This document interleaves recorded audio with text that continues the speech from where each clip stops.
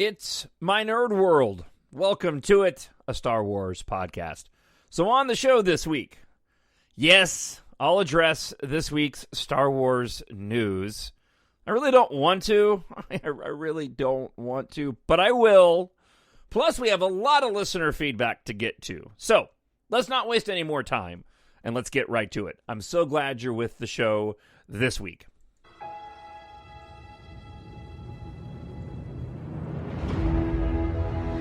Nothing will stand in our way. I find your lack of faith disturbing. I will finish what you started. Who are you? I'm no one. There are stories about what happened. It's true. All of it. The Force. It's calling to you.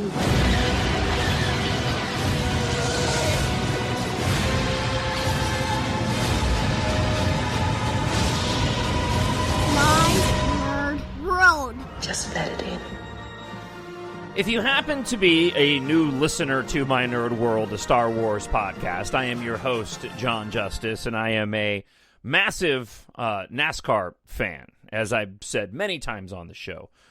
Sort of the order of importance of things in my life. It's God, it's my family, it's my job. And honestly, there's kind of something that superseded the next three, and that is it's the stories that I write, my EMBARK science fiction space opera series, and then it's Star Wars, NASCAR, and Depeche Mode. And NASCAR and Depeche Mode, depending on the time of year and the mood that I'm in, those two are kind of interchangeable when it comes to importance. This weekend's a big weekend. It's the opening of the NASCAR season and the Daytona 500. I completely forgot to do a show this weekend. I've been really busy. I've had a lot of stuff going on with the books. And I think, honestly, a part of my forgetting doing that thing with my fingers was because of the one major Star Wars news item that I'll talk about briefly on the show this week, and my reluctance to go and do the show in light of that particular piece of news when it comes to Gina Carano and Cara Dune and The Mandalorian. So I'll talk about that in just a moment. But you can thank Eric Almirola, who's a NASCAR driver, getting hit from behind by a couple other NASCAR drivers and slamming into my favorite driver, Alex Bowman, as he was heading for the lead at the start of the Daytona 500 for my sitting down and recording a show, because half the field wrecked, and then the rains came, and now we're under a weather delay. And I'm torn between wanting to stay up late tonight to watch the race or watch it tomorrow, hoping it gets delayed because I have to get up at 2:30 in the morning for my job. So since all that happened, I decided, you know what? I'll go ahead and record this week's show. And honestly, I had planned on doing it this morning, and then the day just kind of got away from me. We do have a lot of listener feedback to get to this week. This will probably be a relatively shorter show than usual. There's not a lot in terms of news going around. The only items that I'll mention is Mads Mikkelsen from Rogue One said the reshoot changes for Rogue One were not as dramatic as people talk about. This is according to Discussing Film. And that's very contradictory to what other individuals. Ben Mendelsohn said that the reshoots were actually very extensive. I have not listened to the podcast of which Mads Mikkelsen apparently makes this comment, or somebody on Discussing Film makes this comment. I know a lot of people have been in the wake of Mads Mikkelsen saying, there were reshoot changes for Rogue One, we obviously all know occurred. The movie changed quite a bit, but they weren't as dramatic. A lot of people saying, I want to see the footage, and if they put it out there, I'd want to see the footage too. But at the same time, and this is going to spin nicely into the few comments that I have about the Gina Carano situation, because, there's a part of me too that's like, well, I don't know if I want to see those changes, because I like the film that we got. And again, I say that, but given the opportunity to see deleted scenes or what the alternate cut would have been, I probably would be one of the first ones to go and seek it out to find it and watch it. That being said, if I never got a chance to see it or watch it, I don't think I'd be all that upset either way. The other news item that came out this week is that the actress who did the mocap for Iden Versio in the campaign for Battlefront 2 says that they are, she's hinting at a possible Inferno Squad story set during The Mandalorian. There was a tweet going around where she retweeted Janina Gavankar, is that how you say her name? Really good actress, by the way. I'm quite a big fan of hers. She retweeted somebody who said, "So what's Iden Versio up to around the time of The Mandalorian, asking for a friend?" Janina also implied that a new project from the writers of the campaigns for Battlefront 2 and Squadrons will explain what our Inferno Squad was up to circa Mandalorian. Now, what that means, nobody really knows. Is this going to be something with live action? Will this, spin into something with regard to The Mandalorian or another spin-off show? With the news of what happened with Gina Carano and the Cara Dune character, and the assumption, at least that I had, that she would be in the Rangers of the New Republic, or that even she was going to get her own show, which I guess apparently people have been speculating that it was supposed to be announced that she was going to get her own show. And that clearly isn't happening now, at least not with that actress. Who knows? Maybe we'll get something with Inferno Squad around the time of Mandalorian. I think that would be really cool. I'd love to see something live action with regard to Inferno Squad in either its time period surrounding Battlefront 2 or something in the Mandalorian. So those are the two big news items this week, apart from the biggest news item, which I'll talk about here briefly. As always, you can email me, talkshownerd@gmail.com, or drop a comment up on YouTube as well.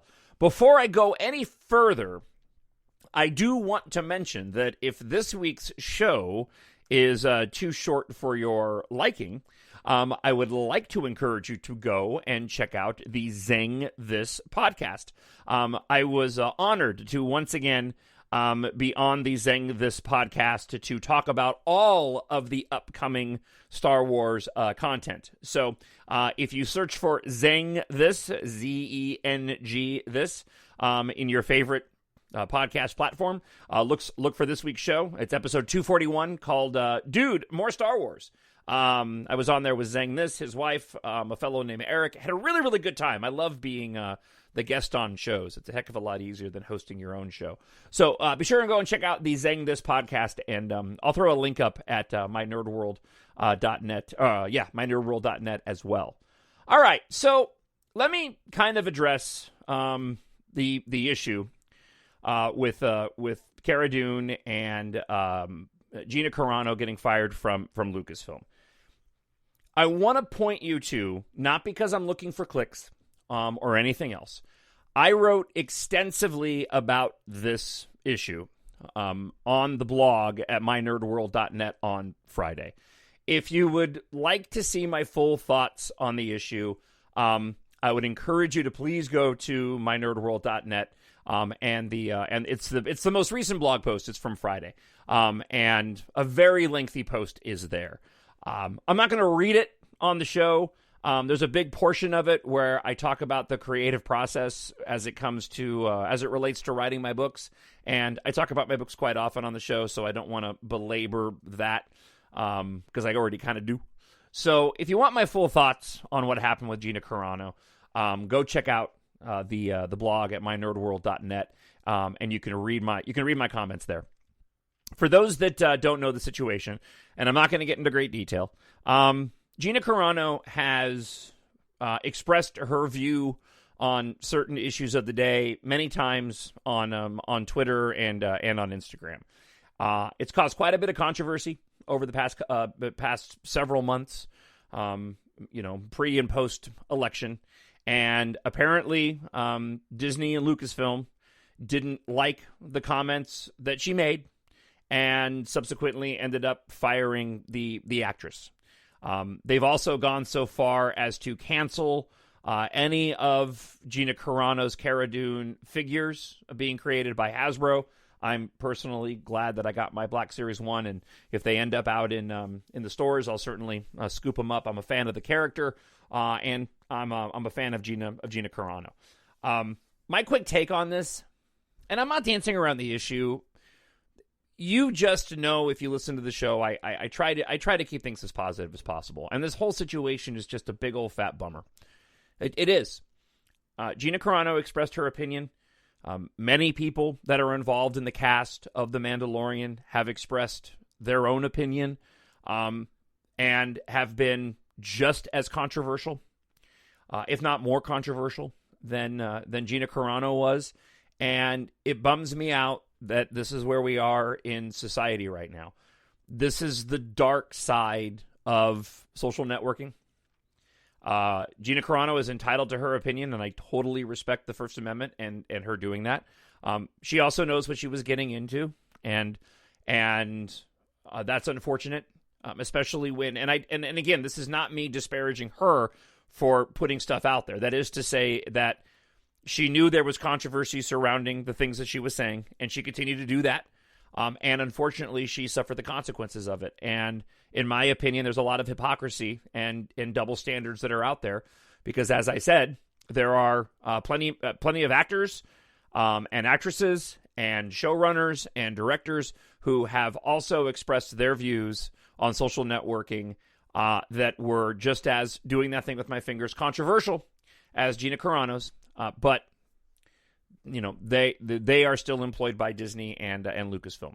If you want to know what I'm talking about, you can go again to mynerdworld.net and check out the blog from Friday. And I put some links up there to make sure that I showed both sides. But it sucks, man. I really liked that character.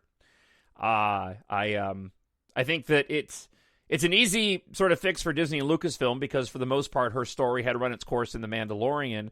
And it's a bummer that so much of this stuff is public. That's, and I hate going into the message boards and looking for news and reading comments from people, and then just seeing such, just blatant anger and hate, for somebody that has different, viewpoints. And that really bums me out. Everybody is entitled to their opinion. I will always respect that. I think, it's sad to me that people celebrate, an actress like Gina Carano getting fired. So it's just a bummer. It's just a bummer. And it's, when our beloved Star Wars crashes in with politics, it just sucks, man. It sucks. And I know there are people out there that talk about how Star Wars is always about politics. Well, sure, I get that. But it's not blatant. It's not, it's a part of the storytelling. Lucas was, mentioned all kinds of politics. Named characters after, elected leadership at the time of the prequels, and talked about, analogies to the Vietnam War in Return of the Jedi. I get that.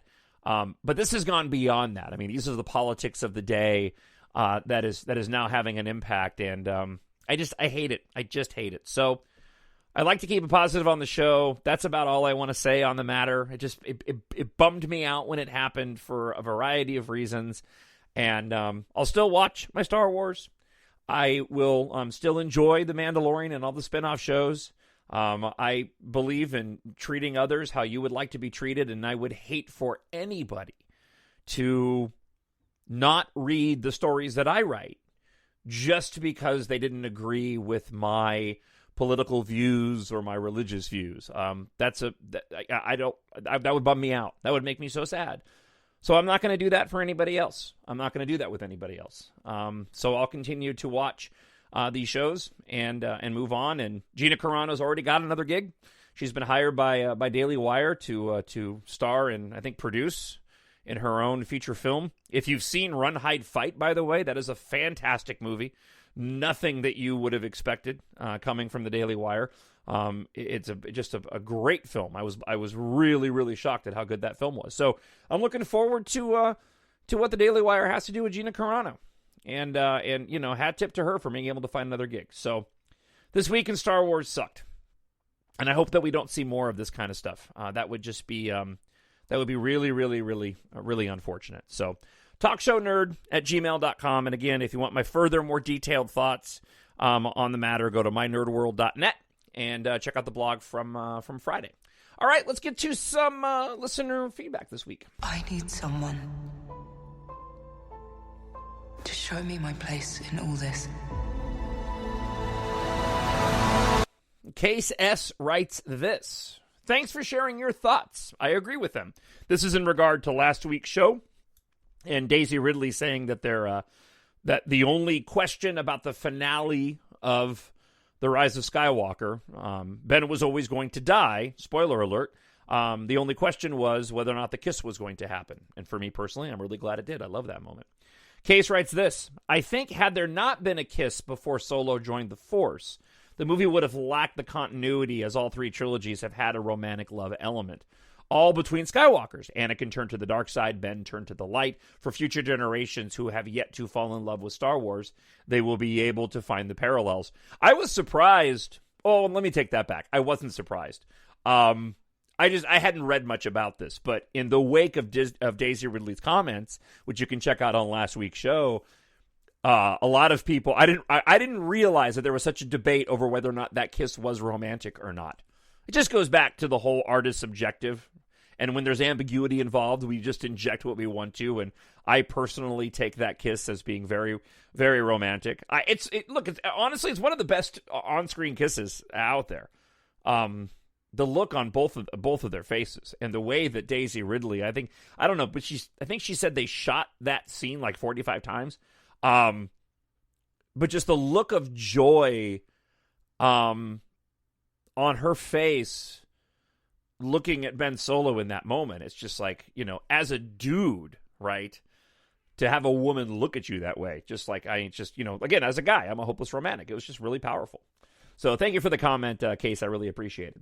All right, loyal listener, friend of the show, Howard, writes this. Howard Jr. says this. Finally got some free time after I got back home to Vegas from my National Guard deployment to D.C. Thank you, sir, for your service. I'm glad you're home safe. Bought the new Star Wars Squadrons on the Xbox.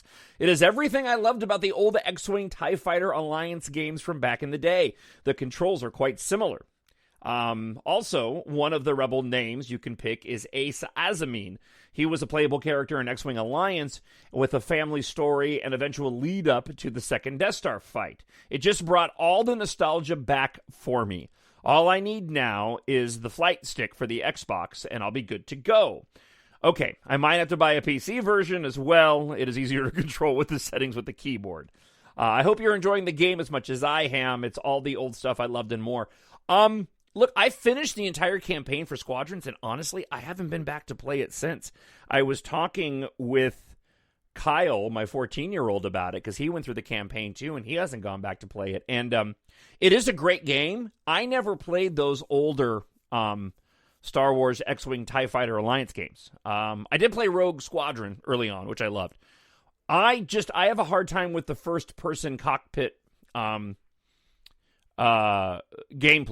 I tried to train myself on Starfighter Assault on Battlefront 2. I just like the third-person view, and I have a hard time with the in-cockpit view. I play NASCAR Heat, and I have a racing wheel in the whole 9 yards. And even when I play that, I have a hard time doing the sort of the inside the car, driver view. I like to do the third-person view. So I'm definitely going to go back and check it out, but since I played the campaign, I haven't been back to play it. I've just been playing Starfighter Assault. Howard goes on to say, as to Legends expanded universe stuff you talked about last week, I only got so far into it. Like you, I read much of the old stuff, like the Han Solo Adventures, Splinter of the Mind's Eye.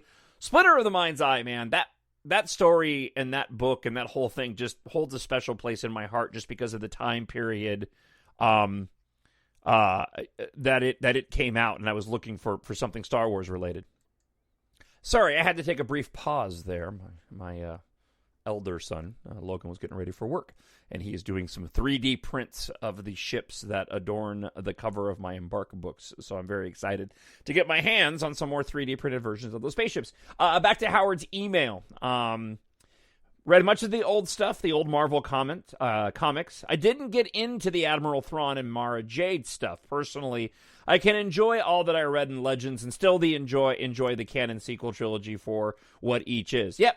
And if Disney wants to bring in some of the old Legends, I'm fine with that too. Yes, sir. Thrawn as a character was just as cold and tactical in Rebels as he was in the Heir to the Empire books. It's not that hard to enjoy both. He wraps up with some kind words saying, hope you and your family and fellow listeners are all well. We are, except for this ridiculously cold snap that we've been dealing with. It's been awful. It was 20 below this morning. That's just not right. I always enjoy the Star Wars and Depeche Mode podcast as my time permits. Thank you for everything you do for us. You're a loyal listener, Howard. Howard, thank you so much for writing in. Everybody, I really do appreciate it. Friend of the show, Miranda, has much to say. I will always love Ben Solo, she writes. He is the greatest character in the sequel trilogy. In almost every film or show that I watch, not all stories, but many, I see a little bit of him and Rey in them. It makes me reconnect. I see them in movies like Jane Austen adaptations, a variety of Disney films and classic romances, and I think about them every day. I write stories. I still write stories, and I will never stop that. Adam Driver could not have asked for a better actor to play him. He will always be Ben Solo, and that's where I will leave it because I want to set the right tone for this comment thread and be civil and courteous. Thank you, Miranda. She also wrote this in a separate email. Here's something that I hope brings things to a happier place since things seem to be tense in the fandom in light of the recent news. I'm currently putting together my own Star Wars scrapbook by taking some pages from magazines and decorating. What better way to treasure something so beloved and to do something good with it by bringing some of your own creativity to it? Save what you love. No, absolutely. Absolutely. And thank you as always, Miranda, for writing in and for listening every week. I appreciate it. Olio Oscar 2000, talking about Luke's X-Wing, said this, with him taking the X-Wing to Crate. In light of last week's listener feedback comment. Luke would have been flying the X-Wing without an astromech. It's not a deal breaker, but it's ill-advised. Rey's all good because she's using the Wayfinder. Very good point. I dig it.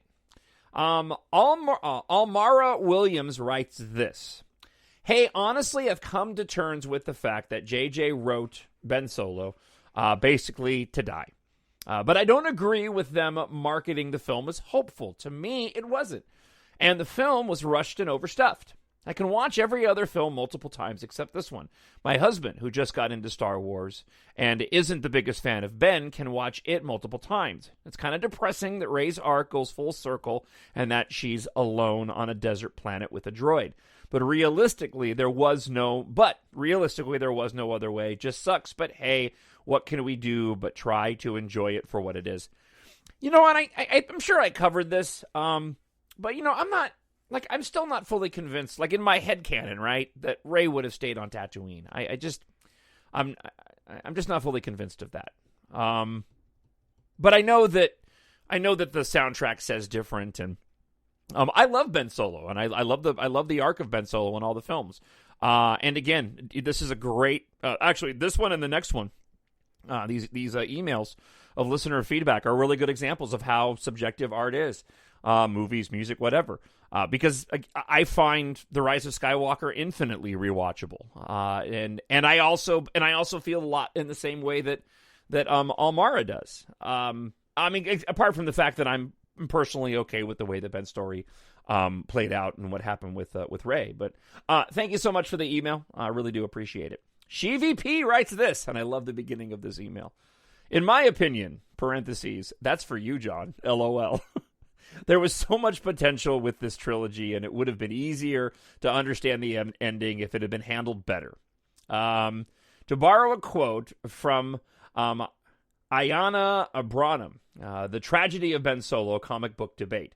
If it wasn't for the way the life and legacy of Ben Solo was handled, no mention of him after his death, no mention that he had come home just like his mother always wanted him to, nothing but a few seconds in Rey's arms until he disappeared. He didn't get a funeral like his grandparents.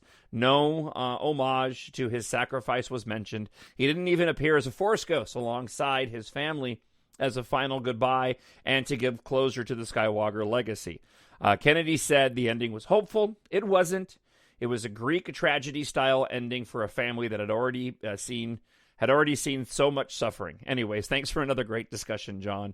Thank you so much, GVP. I appreciate it. And again, I appreciate your opinion. It is interesting, though, because and this is not a rebuttal by any stretch, just an observation. When you look at the sequel trilogy and the way the deaths of the main characters were handled, you had, Han, killed at the hands of Kylo Ren.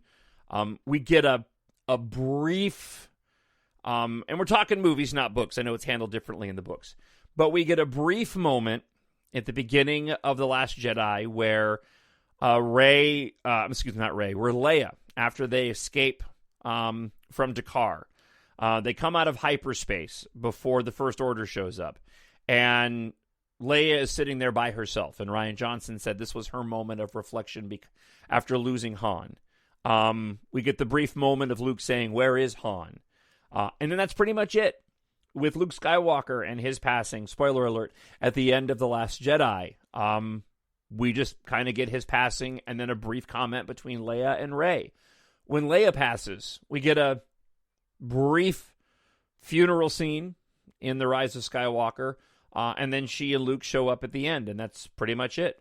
So, again, for me personally, not a rebuttal, but just sort of laying out the way all the deaths were handled. I'm not all that surprised that the way that Ben Solo was handled at the end of the film was the way that it was. I do wonder, because I think there was room for it, why we didn't see a Ben Solo at the end as a Force ghost, except to just assume he wasn't trained on how to do that yet. I think that's the natural assumption. But yeah, it all depends on what you personally needed or wanted to see in the film that matters. And obviously, a lot of people wanted to see Ben Solo handled very, very differently. So, SheVP, thank you for the email. And that wraps up the show this week. Again, thank you so much for emailing in. I look forward to hearing from you between now and next week. Sorry the show got out so late, for those that are wondering if you were going to get one this week. And, hopefully we have something better to talk about than... and look, that's partly my fault, right? I mean, I can always find fun things to talk about with Star Wars. It's been a really, really busy week for me, so I haven't watched a ton of Star Wars this week, shockingly. But hopefully we've got something a little bit more positive to talk about than what happened, because all that's just a flat out bummer. I'd like to encourage you to head on over to mynerdworld.net, read the blog if you're interested in my further thoughts on the Gina Carano situation. And, of course, go to Amazon.com and search for Jon, Jon Justice, and there you can get all the information for my EMBARK science fiction space opera series. Book 5 in the series will be coming out either at the end of this month or the first of next month. If you've read Book 4, Corbijn and the Asteroid of Misfortune, you already know the title. Actually, if you search close enough on Amazon, you can find the title of Book 5 there too. I have a brand new description, so before I let you go, if you are not familiar with any of my stories and you're like, what is EMBARK about? Well, here you go. EMBARK Book 1. Katha's father passed away 1 year ago. Yesterday, he gave her the key to saving humanity, but she doesn't know it yet. When headstrong Katha Morrow asks fellow pilot Taft Guardia to investigate a cryptic message from her late father, an aerospace engineer, Taft eagerly agrees. As they embark on their quest, an industrial accident sets off a catastrophic chain of events that threatens Earth, forcing a global evacuation. Amid the growing chaos, an official inside the largest manufacturer of civilian air and space vehicles, the ruthless Sin Argam, moves to exploit the disaster. Meanwhile, Taft and Katha make a shocking discovery. Now Argam will stop at nothing to obtain the power in their possession. The clock is ticking as factions form and battle lines are drawn. Can Taft, Katha, and their friends stop the threat to humanity's future among the stars before it's too late? Embark today on a fast-paced and action-packed apocalyptic space opera. The story continues in Book 2, Treasure in Darkness, and Book 3, The Vanishing War, and then the spin-off book, Corbijn and the Asteroid of Misfortune, newly released, with, again, Book 5 that'll kick off an all-new trilogy in the EMBARK series coming out in the next 3 or 4 weeks. Go to Amazon.com where you can pick up the paperback, the ebook, or the audiobook narrated and produced by the host of this show. That would be me, Jon Justice. Thank you so much for hanging out this week. Leave a comment up on YouTube or TalkShowNerd@gmail.com. Wherever you are, I hope you're warm. I hope you're healthy. I hope you're safe. And may the Force be with you. Here's Obi-Wan Kenobi to say something really similar. The Force will be with you. Always. My nerd world.